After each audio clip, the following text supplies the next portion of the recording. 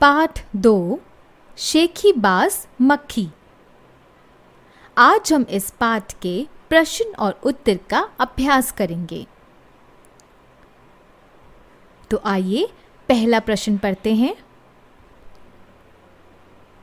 कक्षा में साथियों के साथ बातचीत करो।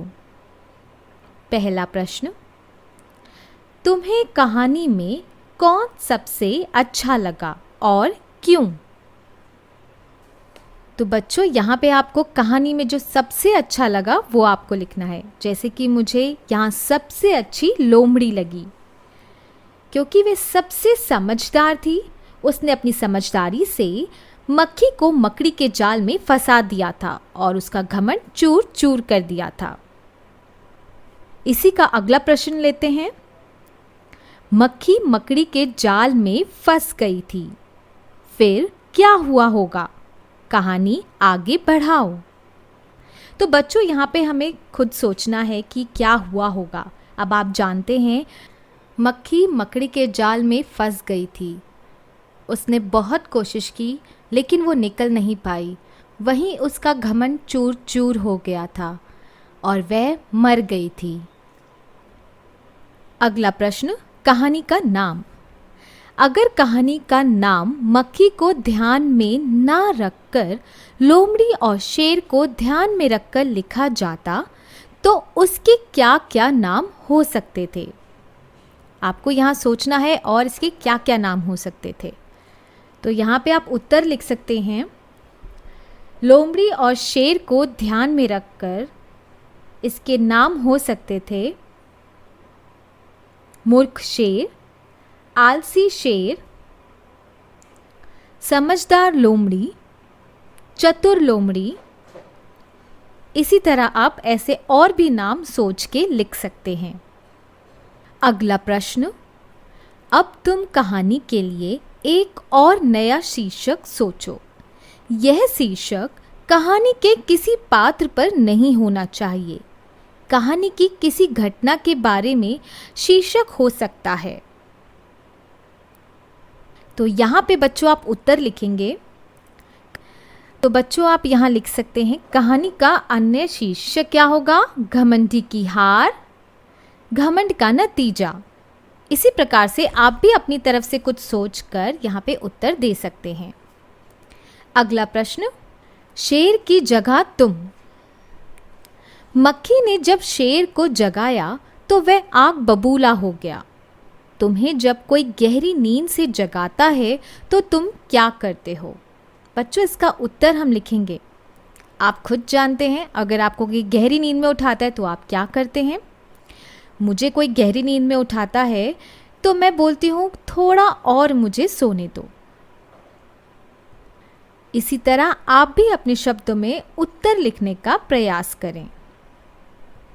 अगला प्रश्न, मक्खी उड़ाते उड़ाते शेर ऊब गया था। तुम क्या करते करते ऊब जाते हो? तो बच्चों आप यहाँ पे उत्तर लिख सकते हैं।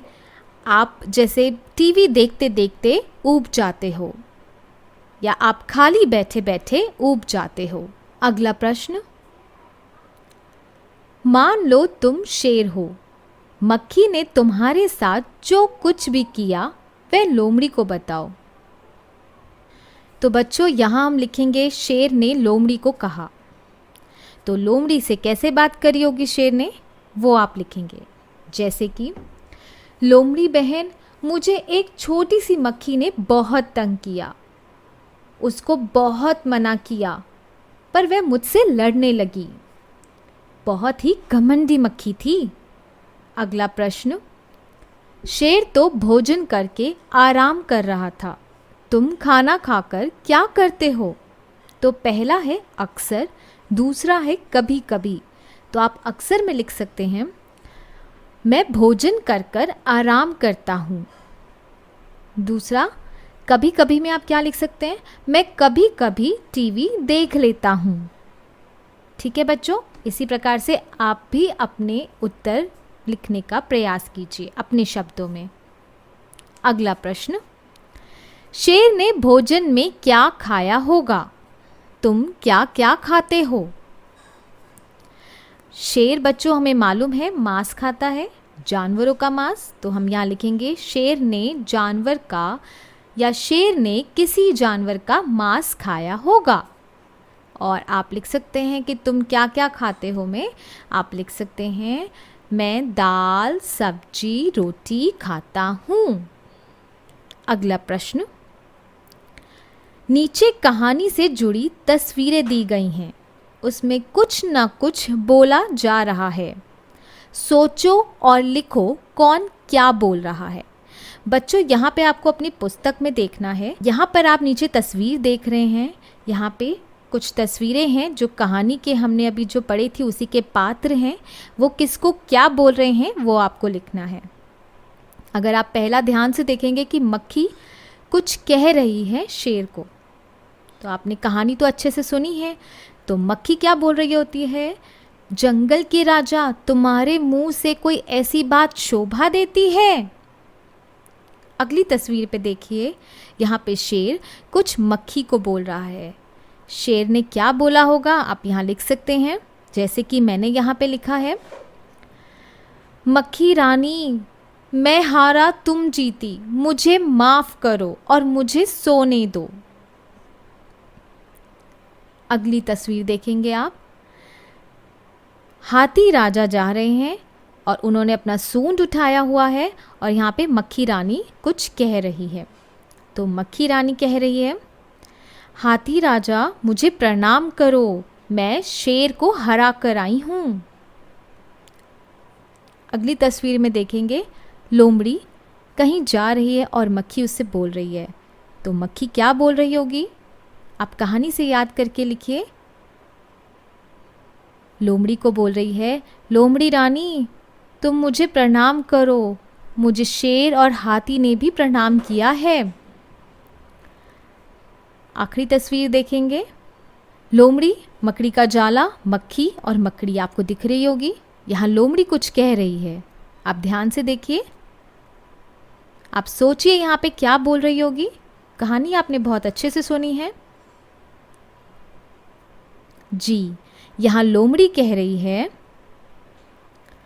मक्खी रानी ये देखो मकड़ी तुम्हें गाली दे रही है, जाओ उसे जाके सबक सिखाओ।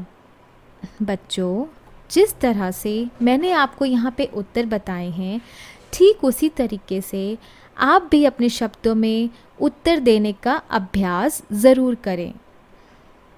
अगला प्रश्न, कौन क्या कहानी के हिसाब से बताओ। घमंडी, चतुर, समझदार, डरपोक, सबसे चतुर, आलसी, कौन कौन से पात्र इस कहानी में थे। तो पहला लिखेंगे घमंडी। घमंडी कौन था, घमंडी थी मक्खी। चतुर, चतुर यहाँ पे मैं हाथी को बोलूँगी। समझदार, यहाँ पे समझदार होगा हाथी, क्योंकि उसने मक्खी के साथ अपना समय नहीं बर्बाद किया। अगला है डरपोक, शेर, यहाँ मैं शेर को डरपोक बोलूँगी क्योंकि वो मक्खी से सामना नहीं कर पाया और उसने पहले ही हार मान ली। सबसे चतुर, सबसे चतुर यहाँ पे कौन हुआ, लोमड़ी। यस जी हाँ, लोमड़ी। आलसी, आलसी भी यहाँ पे मैं हाथी को ही बोलूँगी। यहाँ पर ये मैंने उदाहरण दिए हैं जो मुझे इस पात्र पे बिल्कुल सही बैठते हैं। आपने भी यहाँ सोचना है ये नाम कहानी में किस किस पात्र को दिए गए हैं। तो आप यहाँ पे अपने शब्दों में उत्तर दीजिएगा। यहाँ ये हमारा प्रश्न और उत्तर का अभ्यास खत्म होता है। आशा करती हूँ आपको प्रश्न और उत्तर बहुत अच्छे से समझ आए होंगे। अब मिलते हैं मेरी नई वीडियो में एक नए पाठ के साथ। तब तक के लिए मेरे चैनल को लाइक, शेयर और सब्सक्राइब ज़रूर कीजिएगा। धन्यवाद।